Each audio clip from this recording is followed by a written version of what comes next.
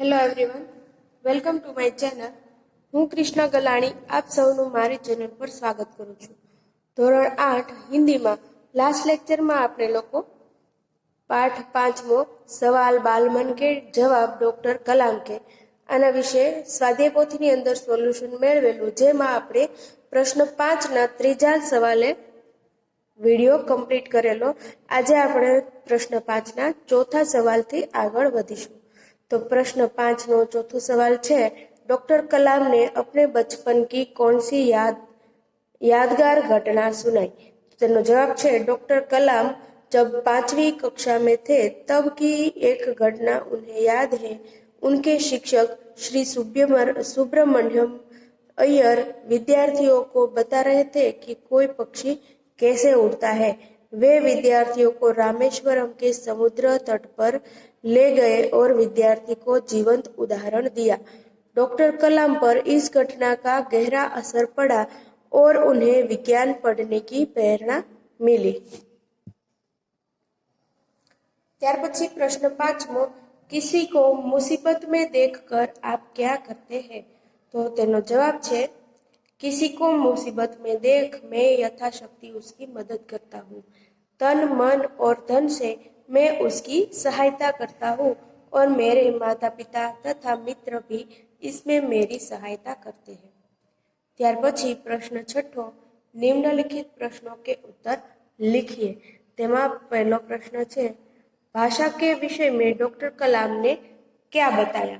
तो તેનો જવાબ આવશે, भाषा के विषय में डॉक्टर कलाम ने बताया कि सबको प्रारंभिक शिक्षा अपनी मातृभाषा में ही करनी चाहिए, क्योंकि हर इंसान अपनी मातृभाषा में ही सोचता है और अपने विचारों को वे अपनी मातृभाषा में अच्छी तरह से व्यक्त कर सकता है. उच्च शिक्षण भी अपनी मातृभाषा में ही करना ठीक है, लेकिन विश्व के दूसरे देशों में संपर्क कायम रखने के लिए अंग्रेजी का ज्ञान होना आवश्यक है. ત્યાર પછી બીજો સવાલ છે, डॉक्टर कलाम के मत से भारत 2020 तक एक विकसित राष्ट्र कैसे बन जाएगा? तो तेनो जवाब है, डॉक्टर कलाम भारत की बढ़ती हुई जनसंख्या से चिंतित है, लेकिन वे मानते हैं कि स्त्रियों को शिक्षित करने से छोटा परिवार सुखी परिवार की विचार को बल मिलेगा. इसके उपरांत भारत की जनसंख्या के 54 करोड़ लोग युवा है और वही राष्ट्र की असली शक्ति है और हमारे देश में पर्याप्त प्राकृतिक संसाधन भी है. इन कारणों से भारत 2020 तक विकसित राष्ट्र बन जाएगा. ત્યાર પછી પ્રશ્ન 3, राष्ट्र विकास में महिलाओं का क्या योगदान है? तो તેનો જવાબ છે, राष्ट्र विकास में महिलाओं का समान योगदान है. सभी क्षेत्रों में महिला बढ़ चढ़कर हिस्सा लेती है. सशस्त्र सेनाओं में भी पुरुषों के समान ही महिलाओं की भी नियुक्ति होती है. देश की तीनों सेनाओं में पर्याप्त महिला अधिकारी है. सेना के लिए विभिन्न उपकरण बनाने में भी महिलाएं काम कर रही है. इस प्रकार राष्ट्र विकास में महिलाओं का बहुमूल्य योगदान है. ત્યાર પછી ચોથો સવાલ છે, किसी भी देश के लिए सेना का क्या महत्व है? તેનો જવાબ છે, सेना किसी भी देश का अनिवार्य अंग है. सेना शत्रुओं के आक्रमण से देश की रक्षा करती है. देश में कहीं विद्रोह होने पर सेना उसे दबाती है. देश में अगर आतंकवादी घुस आए और पुलिस उनसे निपटने में असक्षम हो तो सेना उससे निपटती है. और देश की सीमाओं पर अगर विरोधी देशों का हमला होता है तो सेना के जवान अपनी जान पर खेलकर देश की रक्षा करते हैं. ત્યાર પછી 5મો સવાल છે, बचपन में हमें किस भाषा को प्रमुखता देनी चाहिए, मातृभाषा को या अंग्रेजी को, और क्यों? तो तेनो जवाब है, बचपन में हमें मातृभाषा को ही प्रमुखता देनी चाहिए, क्योंकि हर बच्चा अपनी मातृभाषा में सरलता से समझ सकता है और अपने विचारों को भी सहजता से प्रकट कर सकता है और उसकी सोच भी अपनी मातृभाषा में ही काम करती है। चाहे बड़ा होकर वो अलग भाषाओं को प्राधान्य दे, लेकिन बचपन में तो अपनी मातृभाषा ही प्रमुख होनी चाहिए। दुनिया के अन्य देशों के साथ संपर्क बनाने के लिए अंग्रेजी आवश्यक है, लेकिन मातृभाषा प्रमुखतम होनी चाहिए। ત્યાર પછી છે પ્રશ્ન 7, निम्नलिखित मुहावरों के अर्थ लिखकर वाक्य में प्रयोग कीजिए। तो पहलू છે जी तोड़ मेहनत करना, જેનો મતલબ છે बहुत मेहनत करना। वाक्यમાં प्रयोग થશે यह धंधा जमाने के लिए पिताजी ने जी तोड़ मेहनत की है। ત્યાર પછી બીજું છે सामना होना, એનો અર્થ થશે सामने मिलना अथवा तो सामने आना। वाक्य में प्रयोग आ रीते करी શકીએ, जंगल में जाते ही युवक का शेर से सामना हो गया। ત્યાર પછી ત્રીજું છે महारत हासिल करना, तो योग्यता प्राप्त करना। એનો વાક્યમાં આ રીતે પ્રયોગ થશે हमें हर एक कार्य को जीतने के लिए आवश्यक महारत हासिल करनी चाहिए। ત્યાર પછી ચોથું છે अचूक औषधि होना, तो તેનો અર્થ છે व्यर्थ न जाने वाला उपाय होना।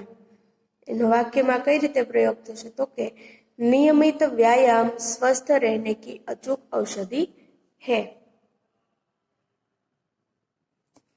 ત્યાર પછી છે પ્રશ્ન 8, निम्नलिखित वाक्यों में सर्वनाम शब्द छाटिए तथा उनका प्रकार भी बताइए।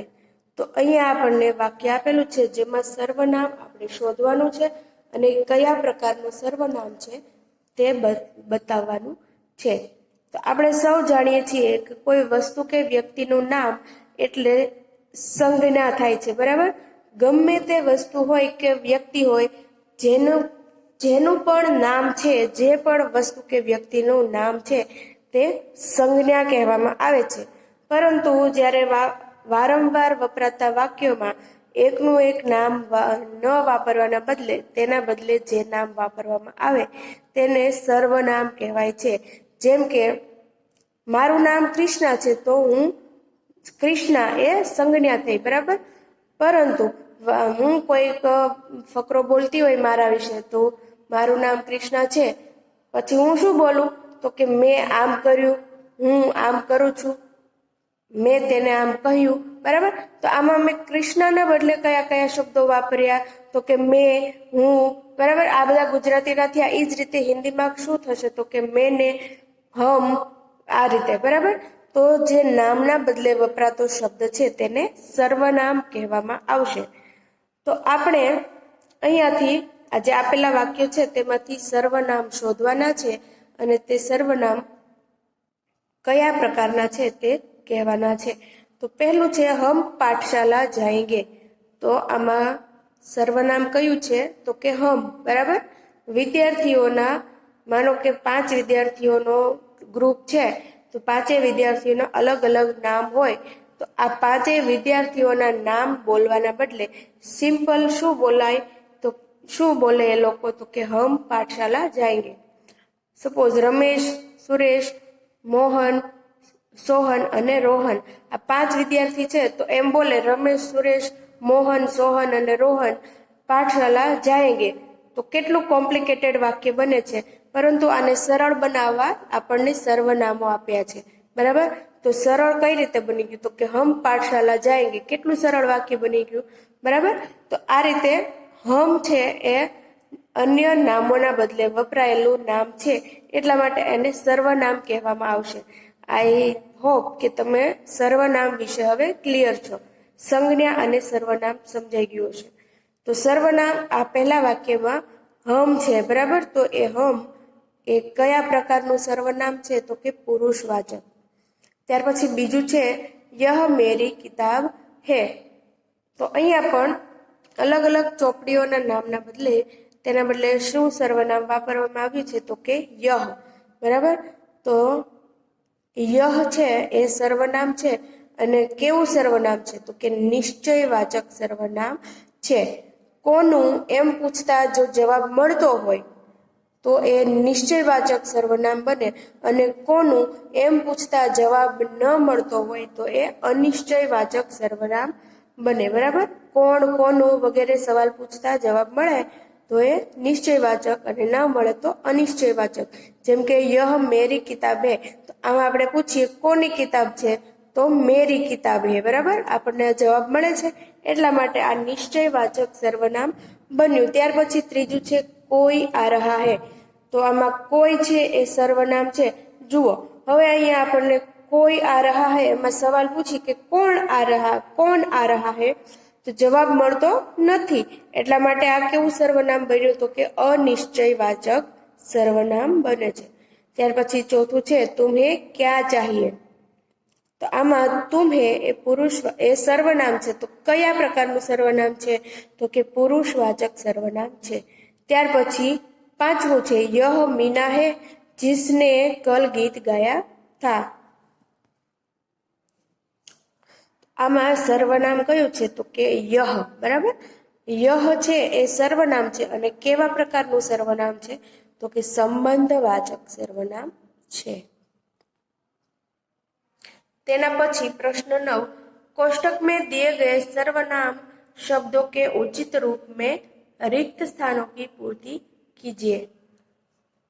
આપણને અહીંયા ખાલી જગ્યાઓ આપેલી છે અને કાઉન્સમાં સર્વનામ આપેલા છે, તો તેને યોગ્ય રીતે રૂપ આપીને ખાલી જગ્યા પૂરવાની છે. તો પેલું છે યહ કાર્ય ખાલી જગ્યા નહીં હો सकता.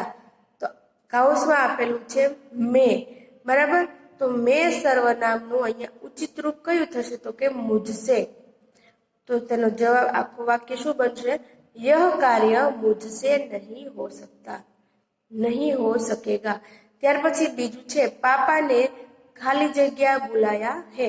તો તુમનો અહીંયા યોગ્ય શબ્દ કઈ રીતે બનશે, તો કે તુમ્હે. તો જવાબ બનશે પાપાને તુમ્હે બુલાયા હે. ત્યાર પછી जो लड़की यहाँ खड़ी है मैं खाली जगह नहीं जानता. तो वहનું યોગ્ય રૂપ કયું બનશે, તો કે ઉસે. એટલે જો લડકી यहाँ खड़ी है मैं उसे नहीं जानता. ત્યાર પછી ચોથું છે लगता है खाली जगह मेरी बात अच्छी नहीं लगती. અહીંયા યહનું યોગ્ય રૂપ કયું બનશે, તો કે इसे. એટલે लगता है इसे मेरी बात पसंद अच्छी नहीं लगती. ત્યાર પછી પાંચમું છે यह काम खाली जगह लोगों ने किया. કોનનું ઉચિત રૂપ શું બનશે, તો કે કિન. આખું વાક્ય બનશે यह कार्य किन लोगों ने किया. અહીંયા આપણો સ્વાધ્યાય પોથીની અંદરનું સોલ્યુશન પાઠ 5નું પૂરું થાય છે. આશા રાખું છું કે તમને લોકોને દરેક વસ્તુ વ્યવસ્થિત રીતે સમજાઈ ગઈ હશે. જો ના સમજાણી હોય તો વિડીયો ફરીથી એક વખત જોઈ લેવો. તેમ છતાં જો કોઈ સવાલ હોય તો કમેન્ટ બોક્સની અંદર મને સવાલ પૂછવો, જેના હું યોગ્ય જવાબ આપવા માટે પૂરતો પ્રયત્ન કરીશ. તેમ છતાં મારા અનેક પ્રયત્નો છતાં જો મારાથી કંઈ પણ ભૂલ રહી જતી હોય તો મને માફ કરવી, અને મારો વિડીયો પસંદ આવે તો લાઈક કરવો, મિત્રો સાથે શેર કરવો, અને મારી ચેનલને સબસ્ક્રાઈબ કરવો. Thank you.